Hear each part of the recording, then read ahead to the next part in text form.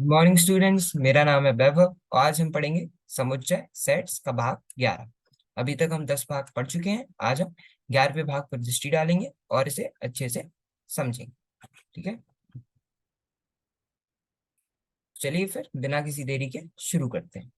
तो आज हम पढ़ेंगे अंतराल आर के उप समुच्चय के रूप में, है ना। Interval as subsets of R. जो अंतराल होते हैं, है ना, उन्हें आर के उप समुच्चय के रूप में, ठीक है, interval as a subset of R, जो कि आपकी पुस्तक में 1.6.2 में दिया हुआ है। तो वहां से अवश्य पढ़ लीजिएगा। ठीक है,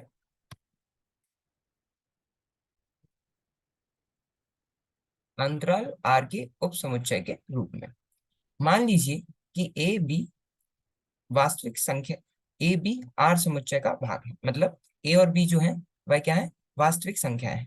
ठीक है, और ए क्या है, बी से छोटा है। A B belongs to R, है ना। इसका मतलब क्या हुआ, ए और बी जो है वह वास्तविक संख्या है, और ए जो है ए लेस देन बी, मतलब ए जो है वह बी से छोटा है।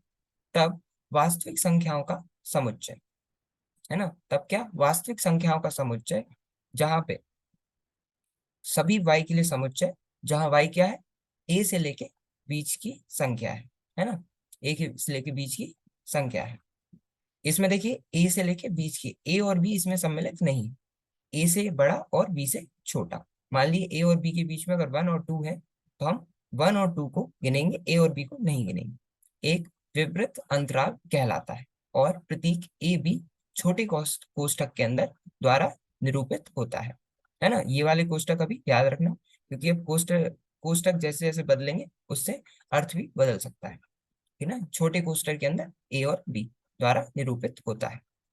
ए और बी के बीच स्थित सभी बिंदु इस अंतराल में होते हैं, परंतु ए और बी स्वयं इस अंतराल में नहीं होता, है ना। जब हम इस कोष्ठक के साथ, जब हम ये वाला जो कोष्ठक है, ये सॉरी, ये, है ना, ये जो कोष्ठक है इसके अंदर जो भी संख्याएं होती हैं, है ना, जो भी इसके अंदर जो भी संख्याएं होती हैं, उनके बीच की, है ना, यह उनके बीच के अंतराल को दर्शाता है। मतलब अगर ए और बी लिख दिया, और अगर ए और बी के बीच में सी होता है, तो हम सी मानेंगे। ए और बी इसका भाग नहीं होगा, है ना। ए और बी के बीच स्थित सभी बिंदु इस अंतराल में होते हैं, है ना। ए और बी के बीच के सभी बिंदु इस अंतराल में होते हैं, परंतु ए और बी, ये जो ए और बी दिख रहा है, ये स्वयं इस अंतराल में नहीं होते हैं। ठीक है, वह अंतराल जिसमें अंत्य बिंदु भी होते हैं, है ना, संवृत बंद अंतराल कहलाता है, और प्रतीक ए बी बड़े कोष्ठक के अंदर द्वारा निरूपित होता है। अतः ए बी जो बड़े कोष्ठक के अंदर है, उसका क्या हुआ, सभी एक्स के लिए समुच्चय, जहां एक्स क्या है ना, जहाँ एक्स क्या है, ए से लेके ए से लेके बी तक है। मतलब यहाँ पे अंतराल ये था ए से बी तक, लेकिन ए और बी इसमें, ए और बी इसके अंदर नहीं थे, है ना, लेकिन इसके अंदर ए और बी भी होंगे। ठीक है, मतलब ए भी होगा और बी भी होगा। लेकिन ये, जब हम इस कोष्ठक की बात करते हैं, तो इसमें ए और बी के बीच की जितनी भी बिंदु है वह आते हैं, लेकिन ए बी नहीं आते। लेकिन जब हम इसकी बात करते हैं, तब ए और बी किसे, बड़े कोष्ठक के अंदर होते हैं, तब ए और बी भी शामिल होते हैं। ठीक है, वह अंतराल जिसमें अंत बिंदु भी होते हैं, वह समवृत्त बिंदु अंतराल कहलाता है। अतः ए बी जब बड़े कोष्ठक के अंदर हो, तो उसके अंदर क्या आता है, ए से लेके बी तक की संख्या, जिसमें ए और बी भी सम्मिलित होते हैं। ठीक है, ऐसे अंतराल भी हैं जो एक अंत बिंदु पर बंद और दूसरे पर खुले होते हैं, है ना। ऐसे अंतराल भी हैं जो एक अंत बिंदु पर बंद और दूसरे पर खुले होते हैं, जैसे ये, है ना। अब इसके अंदर जो भी बिंदु आएंगे, ठीक है, तो इस वाले पर वो बंद रहेगा और इस पे खुला हुआ। मतलब अगर ए और बी यहाँ पे हमने रख रखा है, ए और बी, तो इसमें क्या होगा कि जो ए है ना, इसे हम नहीं लेंगे, इसे सम्मिलित नहीं करेंगे, लेकिन बी जो है उसे सम्मिलित करेंगे। और ये क्या होता है, एक कुछ अंतराल होते हैं जिन पे अंत बिंदु पर वह बंद होते हैं और दूसरे पर खुले होते हैं।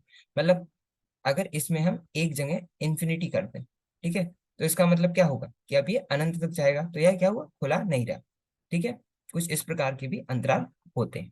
ठीक है, वो अभी हम आगे बढ़ेंगे। ए बी, है ना, बड़े कोष्टक से यहाँ पे ये एक बड़ा कोष्टक है, यहाँ पे छोटा कोष्टक है। इसका मतलब क्या है, हम ए को सम्मिलित करेंगे लेकिन बी को सम्मिलित नहीं करेंगे, है ना।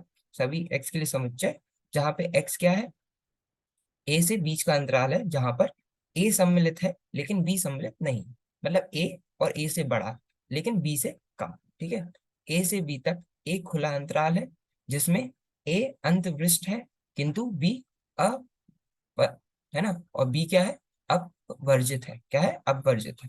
ठीक है, मतलब जो बी है इस ये सम्मिलित नहीं है, लेकिन जो ए है वह सम्मिलित है। ठीक है, और अब ये देखिए इसका जस्ट, अब इसका जस्ट उल्टा हो गया। यहाँ पर क्या है, ए सम्मिलित नहीं है लेकिन बी सम्मिलित है। ठीक है, ये वाला दिख रहा है, देखो आप इससे याद रखो, अगर ये वाला दिख रहा है छोटा वाला कोष्टक, तो मतलब हमें सम्मिलित नहीं करना है। और अगर ये वाला कोष्टक दिख रहा है, मतलब हमें अंत बिंदु को सम्मिलित करना है, फिर वो कहीं पे भी लगा हुआ। तो इसका मतलब क्या है, ए बी जब एक तरफ से छोटा कोष्टक और एक तरफ से बड़ा कोष्टक है, कि हमें ए को सम्मिलित नहीं करना है लेकिन बी को सम्मिलित करना है ना। एक्स क्या है, ए से बड़ा है लेकिन बी या बी से, है ना, बी से छोटा है या बी के बराबर है। ए से बी तक एक खुला अंतराल है जिसमें बी सम्मिलित है किंतु ए अपवर्जित है। ठीक है, इसमें कोई दिक्कत नहीं ना। चलो, इन संकेतों द्वारा वास्तविक संख्याओं के समुच्चय के उप समुच्चयों के उल्लेख कराने की एक वैकल्पिक विधि मिलती है ना। ये जो संकेत है, इनके द्वारा जो वास्तविक संख्याओं के समुच्चय है कि जो उप समुच्चय है उनके उल्लेख करने में कुछ एक वैकल्पिक विधि हमें मिलती है। उदाहरण के लिए जैसे हम ए देखें, है ना, ये जो ए है ये क्या है, -3 से लेके 5 तक। इसका अर्थ ये है -3 से लेके 5 तक की जितनी भी संख्या है वह इसमें सम्मिलित होंगी, लेकिन -3 और 5 इसमें सम्मिलित नहीं होंगी। ठीक है, और ऐसे ही बी क्या है, बी है -7 से लेके 9 तक का, लेकिन ये क्या है, बड़े कोष्टक का। इसका मतलब है -7 से लेके 9 तक सारी संख्या तो इसमें सम्मिलित होंगी ही होंगी, लेकिन उनके साथ साथ -7 और 9 भी सम्मिलित होंगे। जैसे -3 से 5 का मतलब -2, -1, 0, 1, 2, 3, 4, इसमें -3 और 5 नहीं आएगा। और इसमें जब हम इस कोष्टक में देखते हैं, है ना, ठीक है, तो -7 से लेके यहाँ पे 9 तक संख्या आएंगी और इसमें -7 और 9 भी सम्मिलित होंगे, है ना। जैसे -7, -6, -5, -4, -3, है ना, ऐसे ऐसे करके 9 तक ये संख्या जाएंगी। ठीक है, यहाँ से हम ये समझ सकते हैं जो ए है वह क्या है, बी का उप समुच्चय है। कैसे, ए से बी तक जो संख्या है, मतलब -2, -1, 0, 1, 2, 3, 4, ये जो है वह इसमें भी आती है।